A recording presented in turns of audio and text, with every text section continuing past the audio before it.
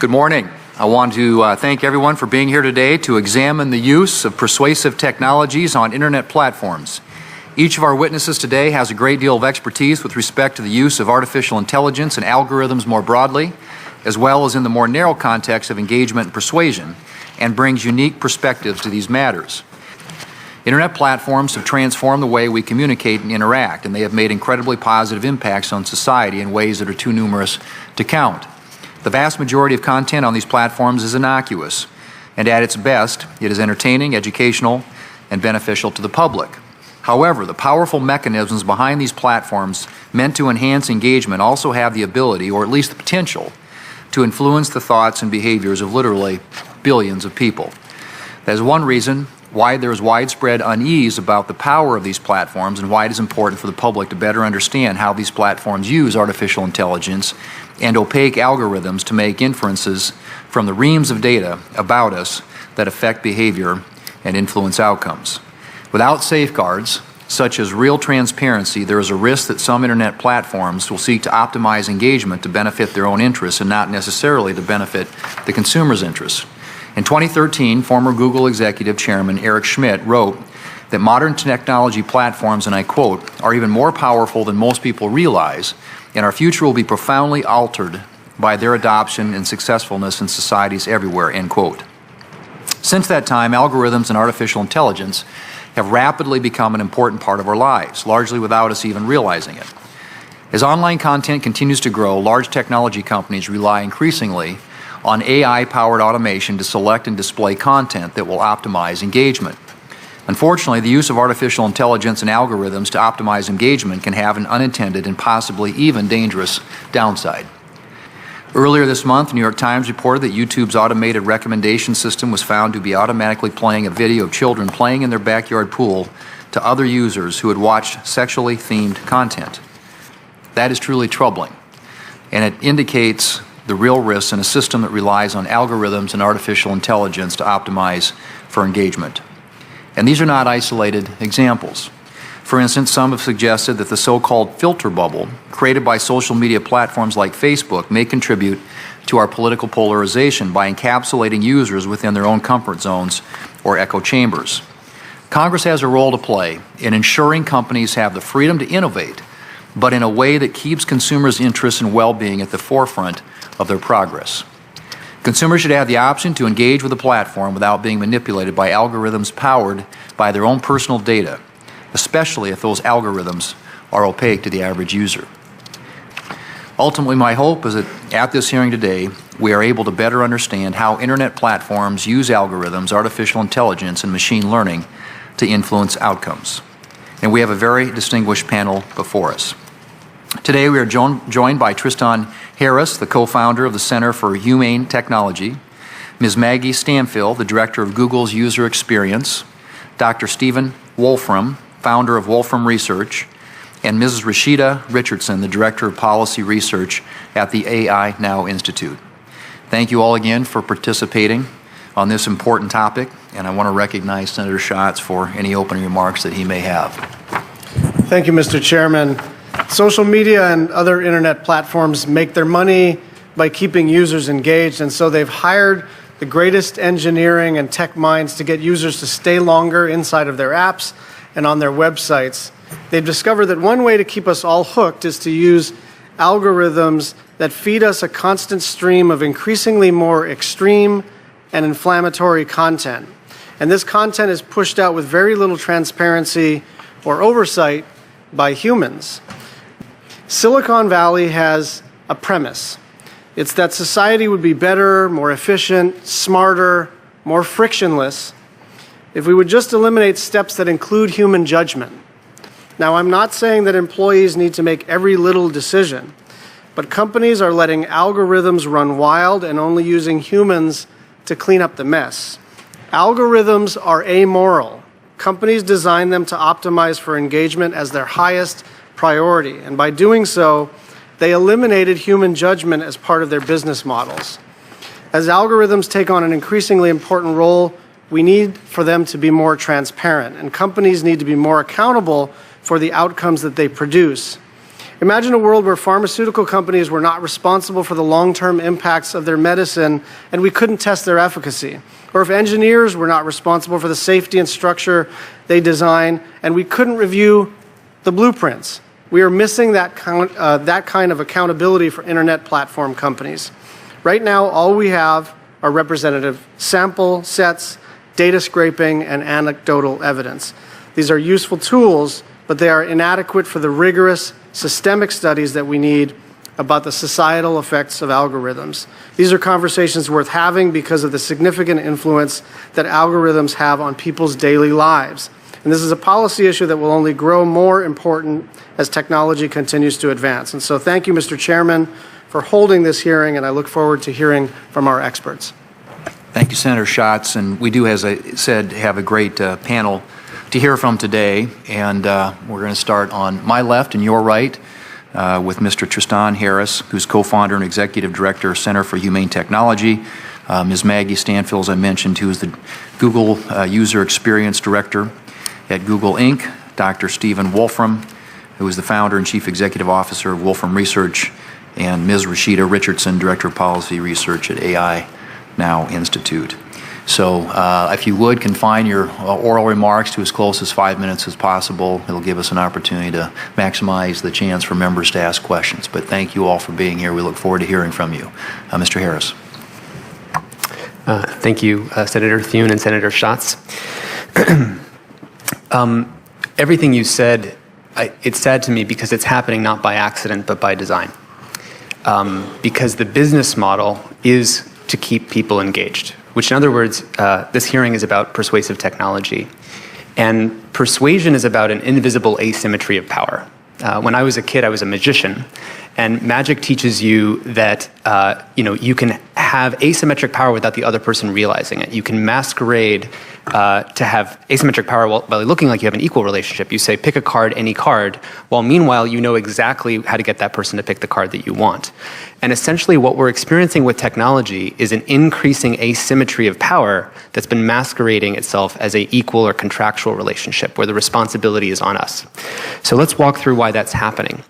In the race for attention, because there's only so much attention, companies have to get more of it by being more and more aggressive. I call it the race to the bottom of the brainstem. So it starts with techniques like pull to refresh. So you pull to refresh your newsfeed. That operates like a slot machine. It has the same kind of addictive qualities that keep people in Las Vegas hooked to the slot machine. Other examples are removing stopping cues. So if I take the bottom out of this glass and I keep refilling the water or the wine, you won't know when to stop drinking. So that's what happens with infinitely scrolling feeds. We naturally remove the stopping cues, and this is what keeps people scrolling. But the race for attention has to get more and more aggressive. And so it's not enough just to get your behavior and predict what will take your behavior. We have to predict how to keep you hooked in a different way. And so it crawled deeper down the brainstem into our social validation. So that was the introduction of likes and followers. How many followers do I have? And that got it was much cheaper to, instead of getting your attention, to get you addicted to getting attention from other people. And this has created the kind of mass narcissism and mass cultural thing that's happening with young people, especially today. And after 2 decades in decline, the mental health of 10 to 14-year-old girls has actually shot up 170% in the last 8 years. And this has been very characteristically the cause of social media. And in the race for attention, it's not enough just to get people addicted to attention. The race has to migrate to AI, to who can build a better predictive model of your behavior. And so if you give an example of YouTube, so there you are, you're about to hit play on a YouTube video, and you hit play, and then you think you're going to watch this one video, and then you wake up 2 hours later and say, oh my God, what just happened? And the answer is because you had a supercomputer pointed at your brain. And at the moment you hit play, it wakes up an avatar voodoo doll-like version of you inside of a Google server. And that avatar, based on all the clicks and likes and everything you've ever made, those are like your hair clippings and toenail clippings and nail filings that make the avatar look and act more and more like you. So that inside of a Google server, they can simulate more and more possibilities. If I prick you with this video, if I prick you with this video, how long would you stay? And the business model is simply what maximizes watch time. This leads to the kind of algorithmic extremism that you've pointed out.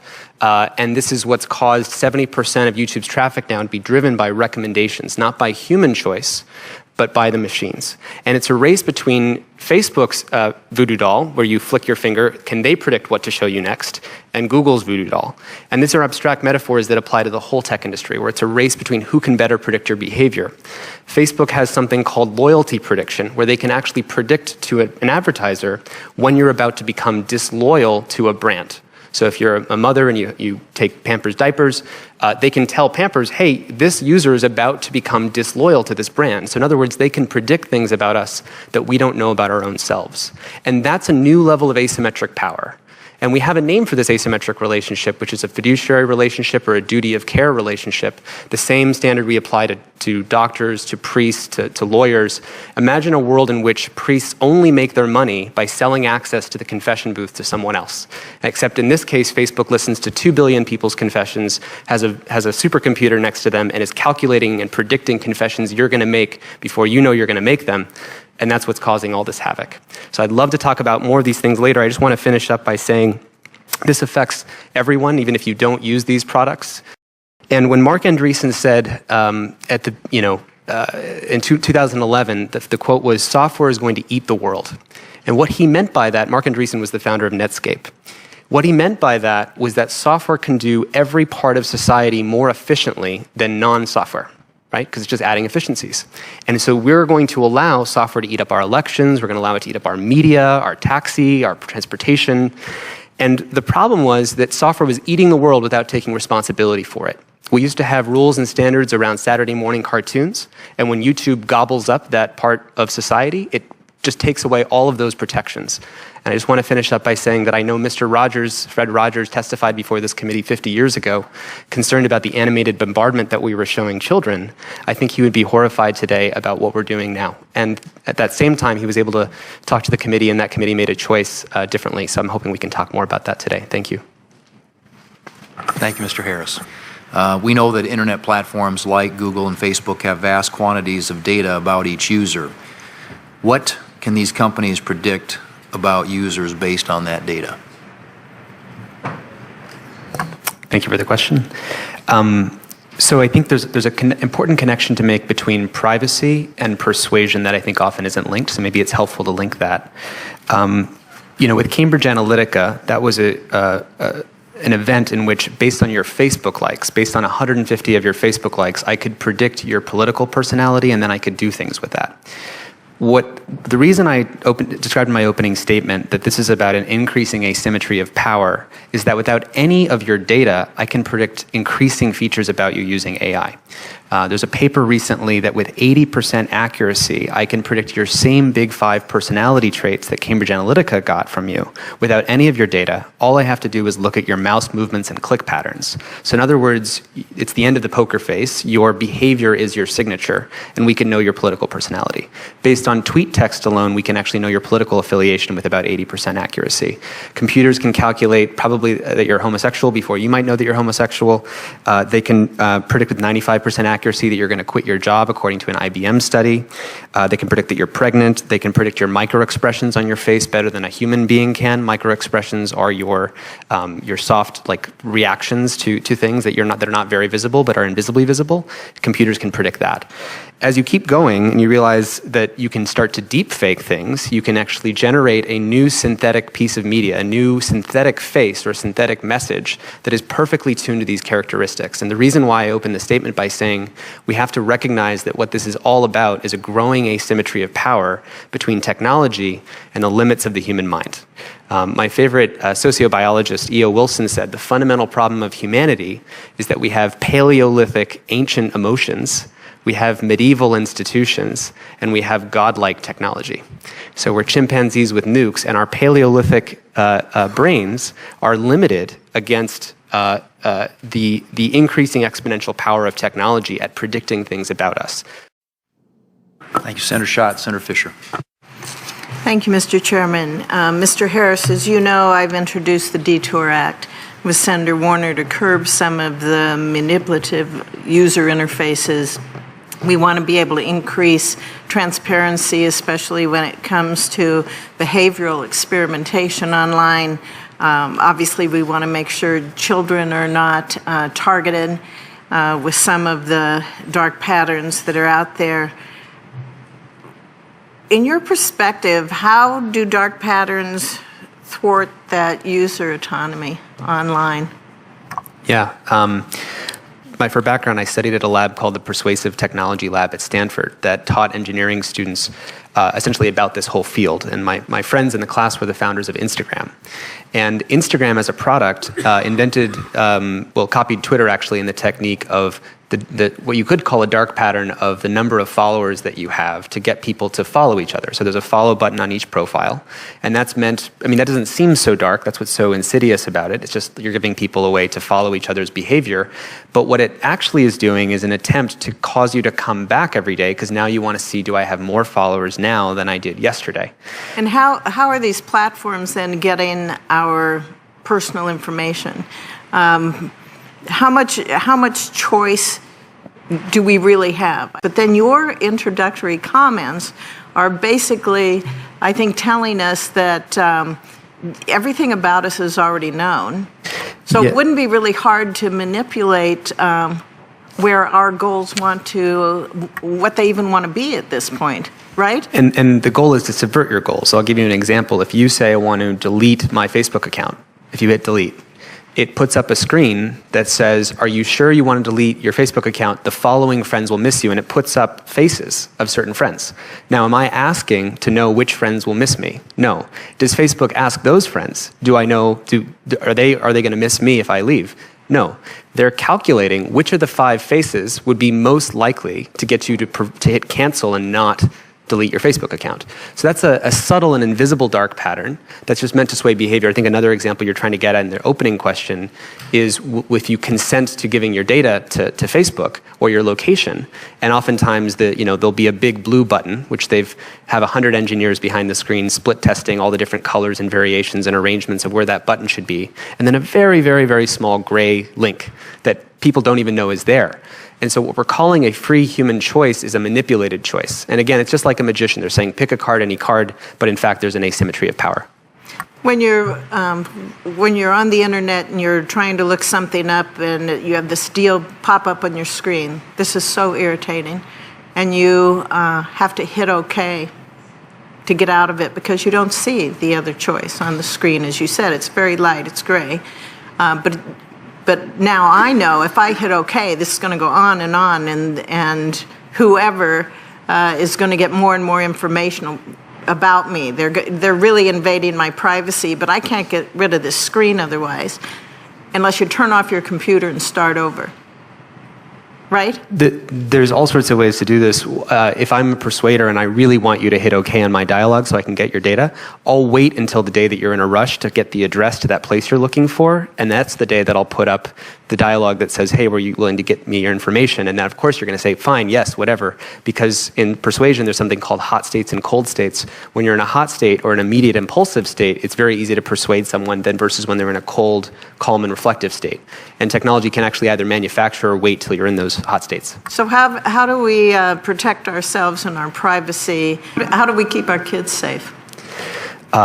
There's so much to that. I think what we need is a mass public awareness campaign so people understand what's going on. One thing I have learned is that if you tell people this is bad for you, they won't listen. If you tell people this is how you're being manipulated, no one wants to feel manipulated. Thank you. Senator Peters. Thank you, Mr. Chairman. Thank you to our witnesses. Fascinating discussion. I like to address an issue that I think is of profound importance to our democratic republic. And that's the fact that in order to have a vibrant democracy, you need to have an exchange of ideas and an open platform. And certainly part of the promise of the internet as it was first conceived was that we'd have this incredible universal commons where a wide range of ideas would be discussed and debated. It would be robust. And yet it seems as if we're not getting that. We're actually getting more and more siloed.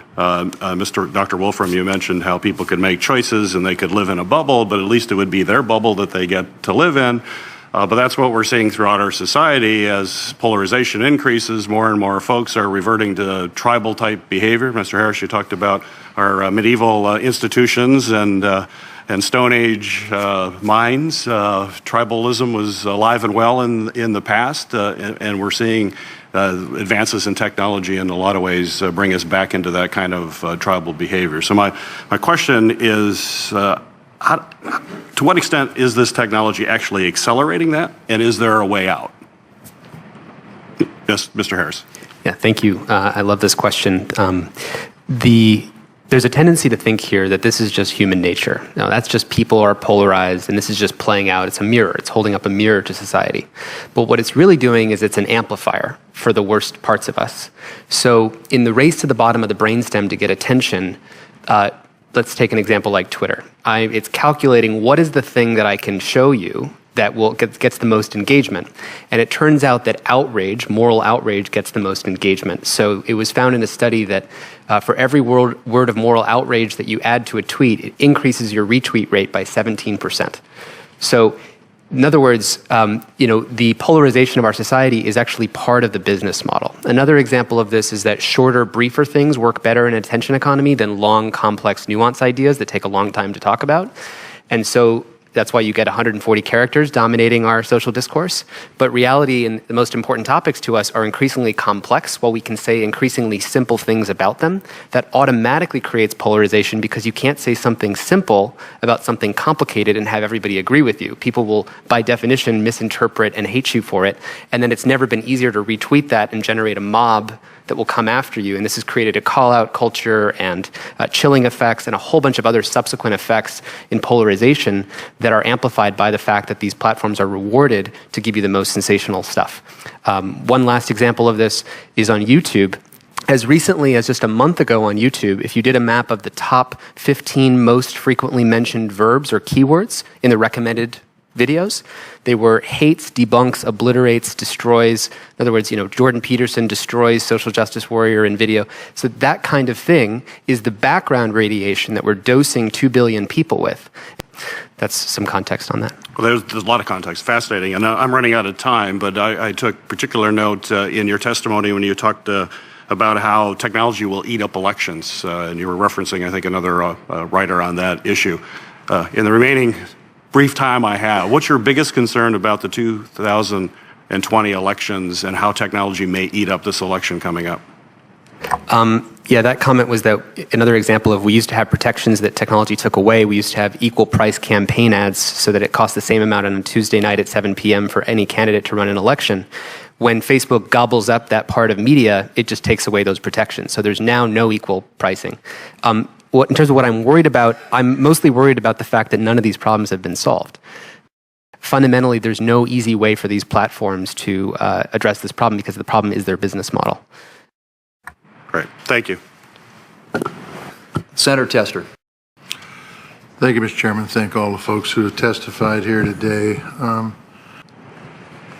I am 62 years old, getting older every minute the more this conversation goes on.